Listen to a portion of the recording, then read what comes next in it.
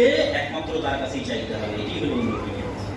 তাহলে প্রত্যেকটা ক্ষেত্রে আল্লাহ একক এবং অদ্বিতীয়। এরকম বলার কোনো অপশন নাই যে না ঠিক আছে আল্লাহ সকল কিছুর উপর ক্ষমতাবান, কিন্তু আল্লাহর কাছে চাওয়ার জন্য ওসিলা লাগে, লিঙ্ক লাগে, মাধ্যম লাগে, পীর লাগে, তারপরে মা দুর্গা, মা কালী লাগে, এরকম বলার কোনো অপশন নেই।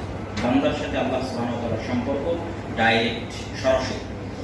তাহলে আল্লাহ ইলাহ হিসেবে একক এবং অদ্বিতীয়, রব হিসেবে একক এবং অদ্বিতীয়, নাম এবং গুণাবলীতে একক এবং অদ্বিতীয়। আল্লাহুস সামাদ, আল্লাহ সুবহানাহু ওয়া তাআলা নিজে যেমন মুখাপেক্ষী নন, ঠিক সকল কিছুই আল্লাহর মুখাপেক্ষী। এই দুই অর্থ একত্রিত করলে যে অর্থ দাঁড়ায় সেটার নাম আস-সামাদ। আস-সামাদ শব্দের অর্থ একসাথে দুইটা। এক, আল্লাহ নিজে কোনো কিছু মুখাপেক্ষী না। আল্লাহু লা ইলাহা ইল্লা হুয়াল হাইয়ুল কাইয়্যুম লা তাখুযুহু সিনাতুন ওয়া লা নাওম। আল্লাহ সুবহানাহু ওয়া তাআলা না ঘুমের মুখাপেক্ষী, না বিশ্রামের মুখাপেক্ষী।